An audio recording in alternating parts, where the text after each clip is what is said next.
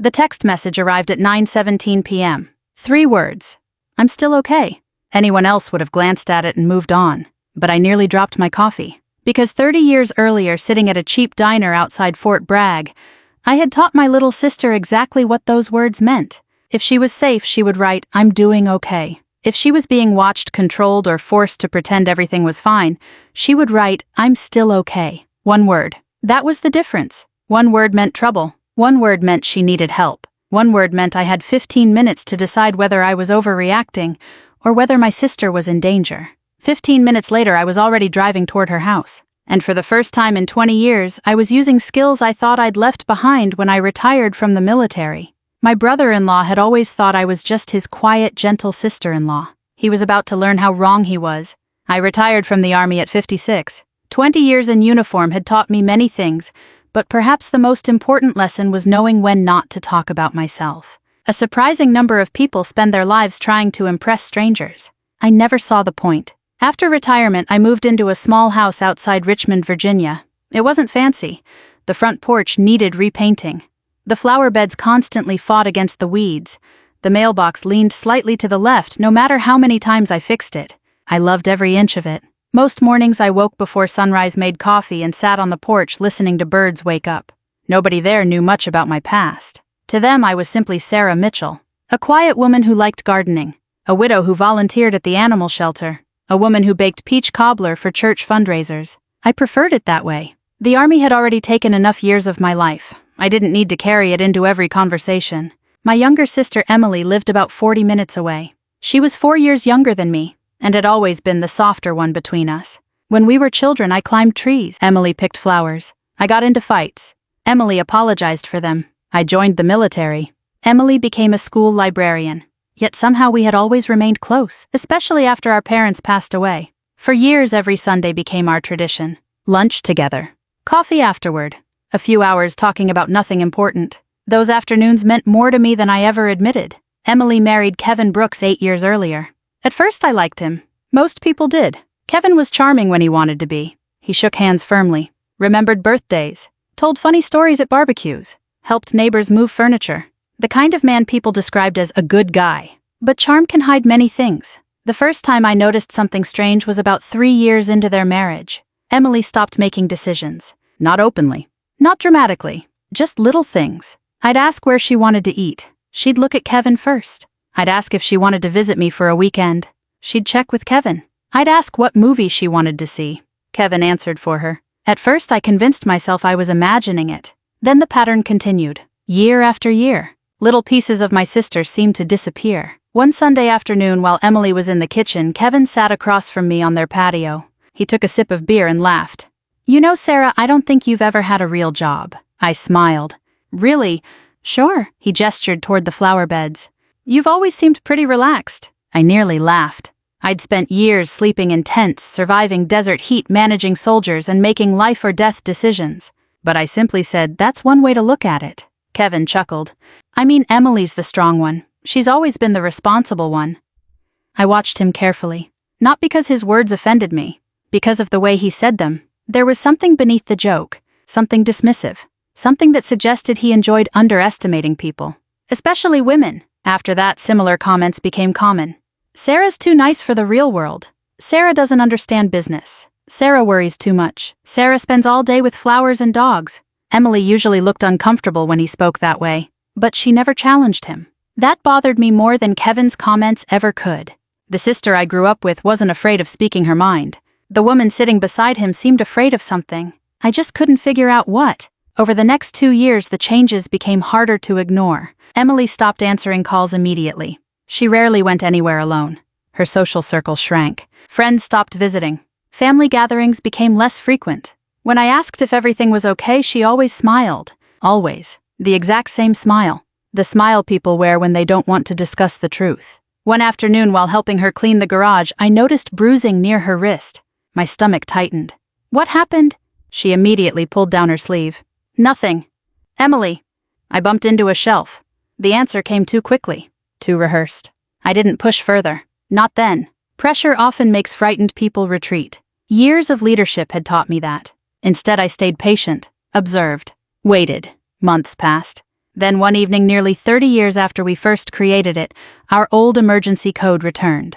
Back when I was a young Army officer, Emily worried about me constantly. She worried during deployments. She worried during training exercises. She worried whenever she couldn't reach me. So I created a simple communication system. If one of us ever needed help but couldn't ask directly, we'd use specific phrases. It was meant as a joke, a sisterly game, something we'd probably never need, or so we thought. For decades, neither of us used it. Until that night. At 9:17 p.m., my phone buzzed. A text from Emily. "I'm still okay." Nothing else. No emoji. No explanation. No follow-up. Just 3 words. I stared at the screen. Every instinct inside me woke up. People often imagine military training as weapons tactics or combat. They're wrong. The most valuable skill I learned was recognizing patterns. And when patterns suddenly change, pay attention. Emily hadn't accidentally sent that message. She had chosen every word. Carefully. Deliberately. For a long moment I sat in silence. The coffee in my hand grew cold. Outside, the evening air had become still. Then I opened my contacts. Not to call Emily. Not yet. Because if she was being watched, calling could make things worse. Instead, I began gathering information. The way I'd been trained to do for 20 years. Slowly. Methodically. Without panic. Without assumptions. Within minutes, I already knew one thing for certain. Something was very wrong. And for the first time in years, I had the unmistakable feeling that my sister was asking me to come find her. Part 2, the distress code. The first rule of crisis response is simple. Don't let fear make decisions for you. The second rule is even more important. Gather facts before taking action. I repeated both rules silently as I set my coffee aside and moved into my home office. Most people would probably assume that after retirement, military habits disappear. They don't. Not the useful ones. The discipline stays with you. The ability to remain calm stays with you. The instinct to evaluate situations objectively stays with you. Within 60 seconds, I had a legal pad on my desk, a pen, my laptop open, and a timeline already forming in my head. 9:17 p.m. Message received. "I'm still okay." The phrase itself wasn't enough to tell me exactly what was happening, but it told me something crucial. Emily believed she couldn't speak freely. That narrowed the possibilities considerably. I wrote down every interaction we'd had over the previous month. Every phone call. Every visit. Every unusual detail. The process felt familiar. Not because I was conducting some dramatic investigation. Because I was looking for patterns. Patterns reveal truths that emotions often miss. The first thing that stood out was how little I had actually spoken to Emily recently. 3 years earlier, we talked almost daily. Now sometimes 4 or 5 days passed between conversations. At the time, I'd blamed life, schedules, age, responsibilities. Now I wasn't so sure. I scrolled through our text history. An uncomfortable realization settled in my stomach. Nearly every conversation ended abruptly. Nearly every phone call lasted less than 10 minutes, and almost every weekend visit had been canceled by Kevin. Not Emily. Kevin. I underlined his name several times. Then I picked up my phone. My first call wasn't to the police. It wasn't to Emily. It wasn't even to Kevin. It was to a woman named Diane. Diane lived 2 houses down from Emily. A retired nurse. Friendly. Observant. The kind of neighbor who noticed everything. She answered on the 3rd ring. "Sarah, everything okay?" "I'm not sure." There was a brief pause. "What happened?" I chose my words carefully. "When was the last time you saw Emily?" Another pause. Longer this time. "That's a strange question. When was it?" Diane sighed. "A few days ago." "How did she seem?" Silence. Then another sigh. And suddenly I knew. Because people only hesitate like that when they're deciding whether to tell the truth. "Not good," Diane finally said. My grip tightened around the phone. "What do you mean?" "I don't know exactly." "Tell me anyway." Diane lowered her voice. "I've heard them fighting." I stared out the window. The night suddenly felt colder. "How often?" "More lately." "Physical?" "I don't know." That answer sounded honest. She wasn't exaggerating. She wasn't guessing. She simply didn't know. "What kind of fighting?" "Kevin yelling." My jaw tightened. "Emily?" Mostly crying. I closed my eyes for a moment. Years ago during deployment briefings, we'd often discuss indicators. One indicator alone meant little. Several indicators together created a pattern, and I was beginning to see one. "Anything else?" I asked. "Actually," Diane hesitated again. "What?" "I haven't seen Emily driving lately." That caught my attention. Emily loved driving. Always had. Road trips. Weekend bookstore runs. Coffee shop visits. Driving represented freedom to her. "How long?" "Maybe 2 months." 2 months? I wrote it down immediately. Anything else? Another pause. Kevin fired their housekeeper. When? About 3 weeks ago. That was odd. Emily had arthritis in both knees. The housekeeper helped because some tasks had become difficult. Why would Kevin suddenly eliminate that support? Unless isolation was the goal. My military career taught me something uncomfortable about control. People who seek control rarely start with dramatic acts. They start small. Remove support systems. Limit independence. Restrict communication. Gradually narrow someone's world. By the time outsiders notice, the damage is often significant. When I ended the call, I sat quietly for several moments. Not because I was shocked. Because I wasn't. Deep down, I'd been worried for years. Now evidence was simply catching up to instinct. I checked the time. 9:31 p.m. 14 minutes since the text arrived. I opened social media. Emily hadn't posted anything in weeks. That wasn't normal. She loved books, libraries, photos of her garden. There was always something. Now there was nothing. Next, I checked a neighborhood community page. Several recent posts mentioned Kevin. Not directly. Indirectly. One neighbor complained about loud arguments. Another mentioned police being called somewhere on the street several weeks earlier. No names listed. Still, more pieces. More patterns. More reasons to worry. Then something else occurred to me. I opened a folder containing family documents. Birthdays. Addresses. Emergency contacts. Years earlier, Emily had given me access to several things in case of emergencies. Most people never think about emergency planning until they need it. Military families think differently. Preparation becomes second nature. One file contained contact information for Emily's physician. Another listed medications. Everything appeared normal. Then I noticed something missing. A recent update wasn't there. Emily usually updated everything meticulously. The absence bothered me. Small details matter. Especially when someone who is habitually organized suddenly stops being organized. At 9:34 p.m. I made a decision. I would drive to her house. Not tomorrow. Not in the morning.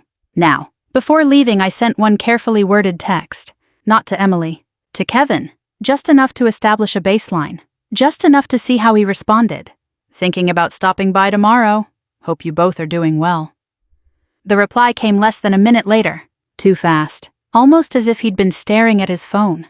We're fine. No mention of Emily. No greeting. No warmth. Just 2 words. We're fine. Not she's fine. Not Emily says hello. We're fine. Control often reveals itself in language. I had seen that pattern before. Many times. I grabbed my keys, my purse, a lightweight jacket. Then I paused beside the front door. The house was silent. The grandfather clock in my hallway ticked steadily. For a moment I felt the weight of age. Not physical age. Emotional age. The realization that after all these years I might be stepping into another crisis. I had spent decades protecting soldiers, guiding young men and women through dangerous situations, helping families through difficult phone calls.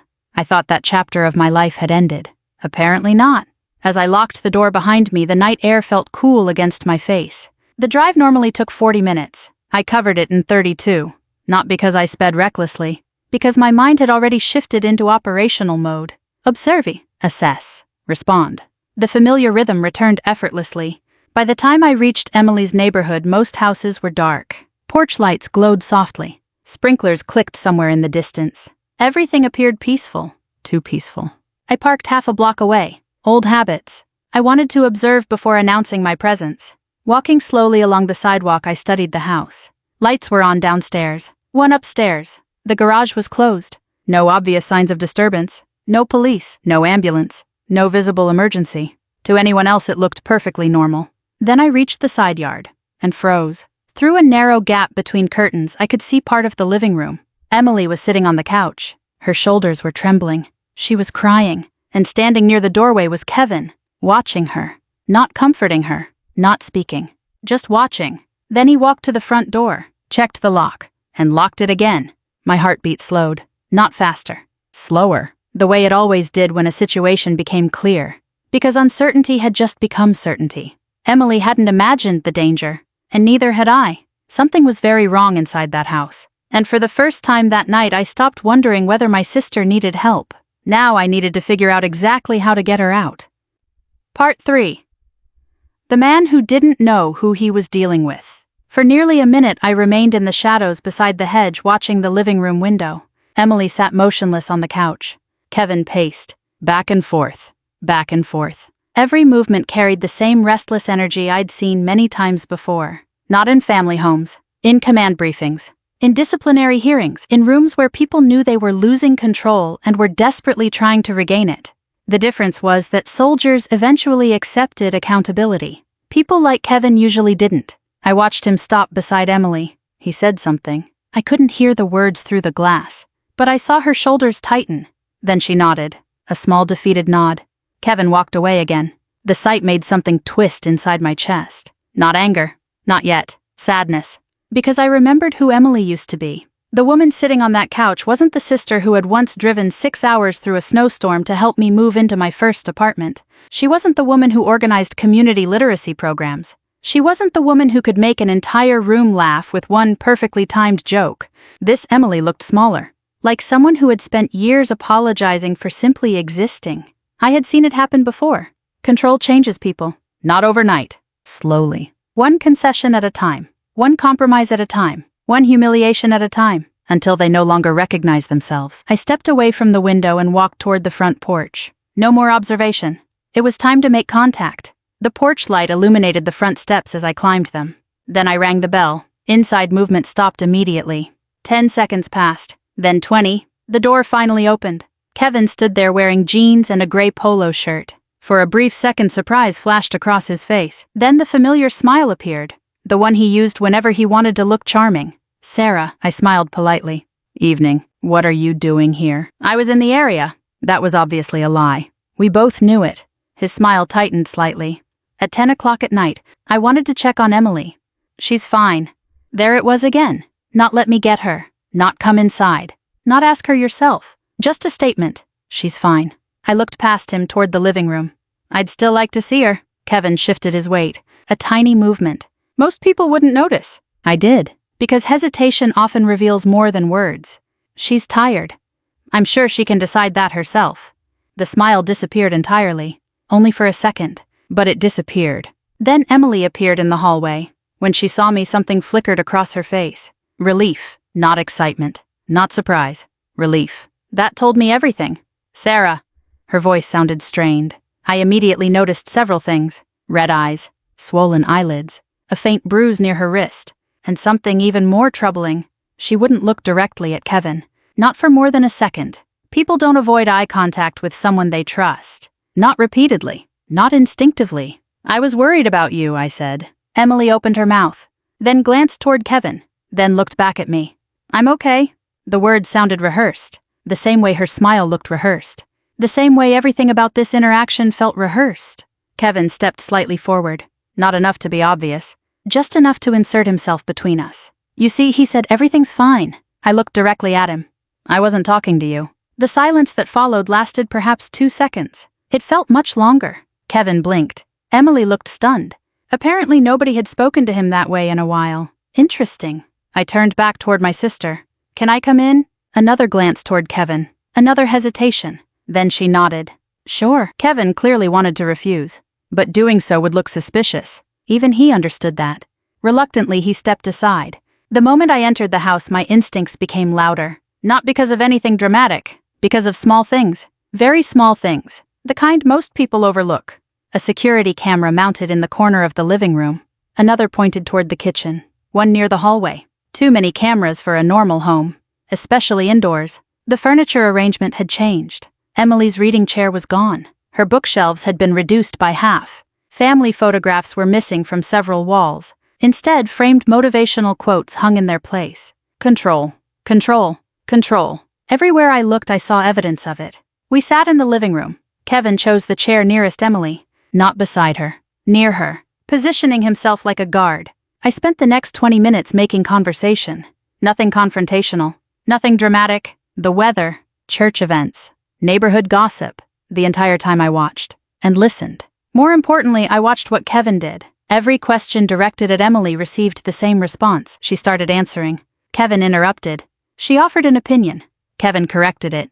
She told a story. Kevin finished it for her. Again. And again. And again. Eventually, I deliberately tested something. Emily, are you still volunteering at the library on Thursdays? Before she could answer, Kevin spoke. Not anymore. I kept my eyes on my sister. I asked Emily. The room became very quiet. Emily stared down at her hands. Kevin leaned back slowly. His jaw tightened. And suddenly I understood something important. He wasn't worried about me. He was annoyed by me. To Kevin, I wasn't a threat. I was simply an inconvenience. A nosy older sister. A retired woman with flowers in her yard. Someone he assumed he could dismiss. The arrogance was almost impressive. After another 10 minutes I stood. I should get going. Emily looked disappointed. That hurt more than I expected, because it told me she didn't want me to leave. Kevin practically escorted me toward the door, not rudely, just eagerly. As we reached the porch, I turned toward Emily. Could you help me carry something to my car? Kevin answered instantly. What? I smiled. A box of books. There are no books, I shrugged. Then help me carry the imaginary books. For the first time all evening, Emily almost smiled. Almost. And because refusing would seem ridiculous, Kevin reluctantly allowed it. The moment we stepped outside alone, I spoke quietly. How bad is it? Emily's face collapsed. Not dramatically, just enough. Enough for me to see the truth. Tears filled her eyes immediately. Oh God, that was all she said. 2 words. But they carried years of exhaustion. I took her hand gently. He hurts you. She shook her head, then hesitated, then nodded. Not physically often, but enough. Enough. The answer landed like a stone inside my chest. How long? Her voice cracked. 2 years. 2 years. My sister had been living in fear for 2 years. And I hadn't known. The guilt hit hard. Harder than anger. Harder than outrage. Because every older sibling believes they'll protect the younger one, no matter how old they become. And somehow I had missed this. He controls everything, she whispered. My phone. My money. My schedule. My stomach tightened. What do you need from me? She looked directly into my eyes. For the first time that night. For the first time in years, perhaps. And I saw the old Emily. The brave Emily. The sister I remembered? I need a way out. I squeezed her hand. You have one. A car door slammed somewhere down the street. We both looked up. Time was running out. I leaned closer. Listen carefully. She nodded. Tomorrow. Documents. Financial records. Bank statements. Medical records. Anything important. Make copies. Hide them. Then call me. Can you do that? Emily inhaled shakily. Yes. Good. The answer sounded stronger than anything she'd said all evening. Before returning to the house, she stopped me. Sarah, what? Her eyes searched mine. Why aren't you scared of him? I almost laughed. Not because the question was funny. Because the answer was simple. For 20 years I had dealt with crises, emergencies, and people who thought intimidation made them powerful. Kevin wasn't special. He was just another bully, one who had finally chosen the wrong target. I smiled gently. Because I've handled people much worse than Kevin. Then I walked away. Behind me the front door opened. And I knew something Kevin didn't. The moment Emily asked for help, he had already lost. Part 4. The perfect ambush. The biggest mistake people make when dealing with a controlling person is believing the confrontation itself is the victory. It isn't. The confrontation is simply the moment the truth becomes visible.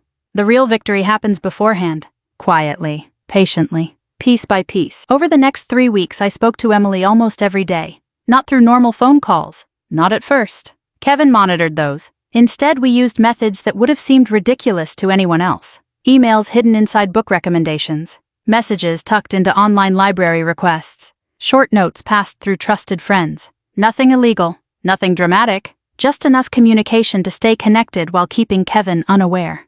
The entire time I followed the same principle that had guided me throughout my military career. Never move faster than your intelligence. Gather information first. Act second.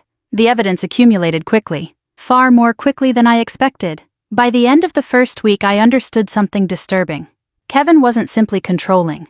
He was desperate. And desperate people make mistakes. Lots of them. Emily began copying documents whenever she could. Bank statements, credit card records, insurance paperwork, property documents, everything. One afternoon she called from a grocery store parking lot. Her voice trembled. Sarah, what happened? I found another account. I sat up immediately. What kind of account? A savings account, in both names. No. The silence that followed was enough. Kevin had hidden it. For years. The balance contained nearly $160,000. Money Emily knew nothing about. Money accumulated while Kevin repeatedly claimed they couldn't afford vacations. Couldn't afford repairs. Couldn't afford retirement planning. Couldn't afford basic things Emily wanted. The discovery changed everything. Because financial abuse leaves a paper trail. And paper trails don't lie.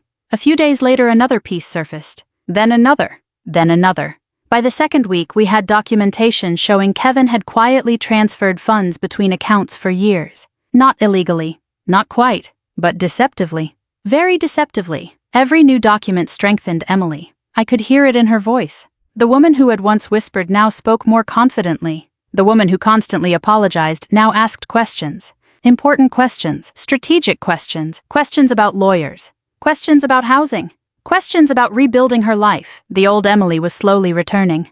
And Kevin had no idea. One evening she called me while sitting inside her car. "Can I ask you something?" "Of course."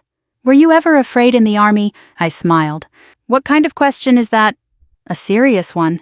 I considered it carefully, then answered honestly. "Every good leader gets scared." "Really?" "Of course."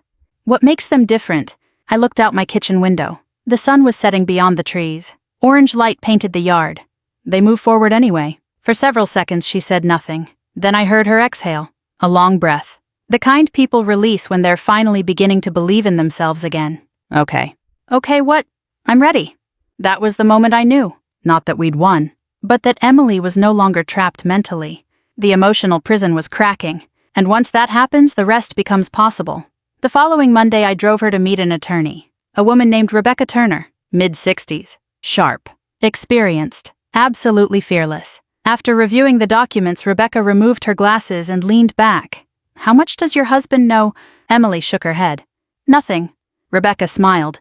Good. I had seen that smile before. It was the smile professionals wear when they realize the facts are stronger than they expected.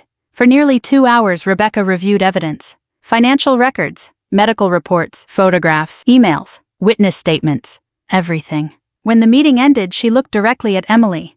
"You have options." Emily's eyes filled with tears, not from sadness. Relief. Pure relief. Because for years Kevin had convinced her she had none. That was how he maintained control. Not through strength. Through hopelessness. Once hope returns, control begins to crumble. The final piece arrived unexpectedly. And ironically, Kevin provided it himself. 3 days later, Emily discovered evidence of an affair. At first, she didn't want to investigate. She almost ignored it. Then she remembered something I'd told young officers years earlier. Truth doesn't become less true because you avoid it. So she looked, and found everything. Messages, hotel receipts, photographs, months of deception. When she showed me the evidence, I wasn't shocked. Men like Kevin often believe rules apply only to other people. The discovery wasn't emotionally satisfying. It was strategically useful. Very useful, Rebecca agreed. By the beginning of the 4th week, everything was ready. The documents, the filings, the financial protections, the relocation plan. Every detail carefully arranged. Now we simply needed the right moment. Kevin gave us that too. His birthday party. A large gathering at a local country club. Friends, co-workers, neighbors. Dozens of guests. The perfect audience. I almost laughed when Emily told me. For years, Kevin had carefully managed appearances. He cared deeply about image, reputation, status. The party represented everything he valued, which made it the perfect location. The evening arrived warm and clear. The country club buzzed with conversation. Champagne glasses clinked. Music drifted through the ballroom. People laughed, smiled, celebrated. Kevin loved every second of it. I watched from across the room as he moved between groups, shaking hands, telling stories, playing the role of successful husband, successful professional, successful man. Nobody else knew the performance was ending. At one point he raised a glass. "Thank you all for coming." Applause followed. More smiles, more laughter. Then he wrapped an arm around Emily, a gesture that looked affectionate, until you noticed how tense she became. "I couldn't have done any of this without my wife." More applause. Then came the line that made my stomach turn. "She's not going anywhere." Several guests laughed. Emily didn't. Neither did I. Because he meant it. And he believed it. That was the problem. He genuinely believed she belonged to him. A few moments later, Rebecca entered the room. She wore a navy suit and carried a thin leather folder. Nothing dramatic. Nothing theatrical. Just business. I saw Kevin notice her. Confusion crossed his face. Then concern. Then uncertainty. Interesting. Perhaps some part of him already knew. Rebecca approached calmly. Emily stepped forward. The room gradually became quieter. People sensed something was happening. Conversation slowed. Heads turned. Kevin looked between them. "What is this?" Rebecca opened the folder. Emily accepted several documents. Then she handed them directly to her husband. The silence became absolute. Kevin stared down at the papers. His face lost color. Not all at once. Gradually, like someone watching a storm approach. No. One word, barely audible. No. Again, louder. Emily stood perfectly still. For the first time since I'd arrived, she looked completely calm, completely free. Kevin's eyes moved rapidly across the pages. Divorce petition, financial disclosures, legal notices, everything. The reality finally reached him. The control was gone. The secrets were exposed. The future he assumed belonged to him had disappeared. His gaze snapped toward me. Across the ballroom. Across dozens of stunned guests. Across years of arrogance. "Who the hell are you?" he demanded. Several people looked shocked. I wasn't. I had been waiting for that question, not because I needed recognition, but because it revealed something important. After 8 years in the family, Kevin still didn't know me. Not really. He never bothered. He saw what he wanted to see. A quiet woman. A retired gardener. A harmless older sister. Nothing more. I met his stare calmly, then smiled. "The person you should have been worried about from the beginning." The room remained silent, and for the first time all evening, Kevin looked afraid. Part 5, 20 years of service and the final lesson. Fear changes people. Sometimes it makes them run. Sometimes it makes them fight. And sometimes, when a person has spent years believing they control everything, fear makes them unravel right in front of everyone. That night at the country club, I watched Kevin begin to unravel. At first he tried anger. That was predictable. People like Kevin almost always start with anger because it feels powerful. He threw the documents onto a nearby table. "This is ridiculous." Nobody responded. He looked at Emily, then at Rebecca, then at me. His voice rose another level. "She's lying." Still nobody responded. The silence around him grew heavier, because the truth has a strange effect on a room. Once enough people recognize it, lies suddenly sound much louder than they used to. The guests weren't hearing a confident husband anymore. They were hearing a desperate man, and they knew the difference. Kevin took a step toward Emily. For a brief second I saw the old pattern return. The intimidation, the pressure, the expectation that she would shrink back, that she would apologize, that she would surrender. Instead, Emily simply stood there, calm, steady, looking directly into his eyes. The expression on Kevin's face was almost painful to watch. Not because I felt sorry for him, because he genuinely couldn't understand what was happening. For years he had trained Emily to doubt herself, to second-guess herself, to seek permission. And now suddenly she wasn't doing any of those things. That terrified him. Rebecca calmly gathered the documents from the table. "Mr. Brooks, you've officially been served." Kevin ignored her. His entire focus remained on Emily. "You can't do this," she answered softly. "I already did." It wasn't loud. It wasn't dramatic. But it may have been the strongest thing I'd ever heard my sister say. The room remained silent. Then Kevin turned toward me. His eyes narrowed. "This was you." I shrugged. "No." "What?" "This was Emily." He laughed bitterly. Emily could never pull something like this off. The moment the words left his mouth, I saw several guests exchange glances, because there it was. The entire problem. Not the money. Not the affair. Not even the control. It was the fact that Kevin genuinely believed Emily was incapable. That belief had poisoned their marriage from the beginning. Emily heard it too. I could see it in her face. And for the first time she looked almost sad for him. Not frightened. Not angry, sad. Like someone finally seeing a broken person clearly. The party ended shortly afterward. People left quietly. Some offered support. Others avoided eye contact. A few clearly enjoyed the drama. Human nature never changes. As for Kevin, he stormed out before the evening ended. That would be the last time I saw him socially. The legal process took several months. Longer than Emily wanted. Shorter than Rebecca expected. The reason was simple. Facts. Facts are stubborn things. The financial records existed. The hidden accounts existed. The affair existed. The documentation existed. No amount of outrage could make them disappear. Throughout the proceedings, Kevin continued insisting he was the victim. That wasn't surprising either. Some people build their identities around never being wrong. Admitting fault feels impossible, so they rewrite reality instead. The court wasn't interested in rewritten reality. The court was interested in evidence, and evidence told a very different story. By the time everything concluded, Kevin lost far more than he expected. A substantial portion of his assets, his reputation, several professional opportunities, relationships with people who finally saw him clearly. Most importantly, he lost control, the one thing he valued most.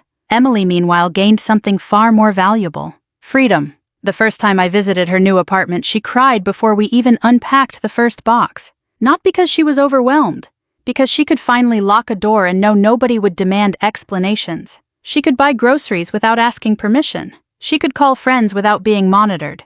She could sit quietly and read a book for 3 hours if she wanted. Simple things. Things most people take for granted. Things she had slowly lost over the years. One afternoon, several months after the divorce was finalized, we sat together on her balcony drinking coffee. The spring air felt warm. Birds moved through the trees. For the first time in a very long while, Emily looked peaceful. Really peaceful. Not the practiced smile she'd worn for years. Real peace. The kind that settles deep in a person's shoulders. The kind that changes how they breathe. She stirred her coffee slowly, then looked at me. "Can I ask you something?" "Always." She smiled. "When did you know?" I already knew what she meant. "When did I know something was wrong?" She nodded. I thought about it for a moment. "The truth?" "Please." "I suspected years ago." Her expression fell. "I should have said something." "No." "You should have." I shook my head. "Emily, people leave situations when they're ready." She looked down. "I wasted so much time." I reached across the table and squeezed her hand. "No?" "What do you mean?" "You survived." Tears appeared instantly. Because survivors often blame themselves for the years they spent enduring something. They forget how hard survival actually is. They forget how much courage it takes simply to keep going. "I wasn't very brave," she whispered. I smiled. "That's where you're wrong." She looked confused. So I told her something I had learned during 20 years in uniform. People think courage means running toward danger. Sometimes it does. But more often, courage means telling the truth after years of silence. Courage means asking for help. Courage means believing you deserve better. Those things are often harder. Emily wiped her eyes, then laughed softly. "You always know what to say." "No," I smiled. "I've just had more practice." A year later, life looked very different. Emily accepted a leadership position at a literacy nonprofit. She rebuilt friendships, started traveling again, started laughing again. Sometimes I'd catch glimpses of the woman she used to be. Other times I'd see someone entirely new, someone stronger, someone wiser, someone who had walked through fire and come out the other side. As for Kevin, I heard occasional updates through mutual acquaintances. Nothing dramatic, nothing particularly satisfying, just ordinary consequences, and honestly that felt appropriate.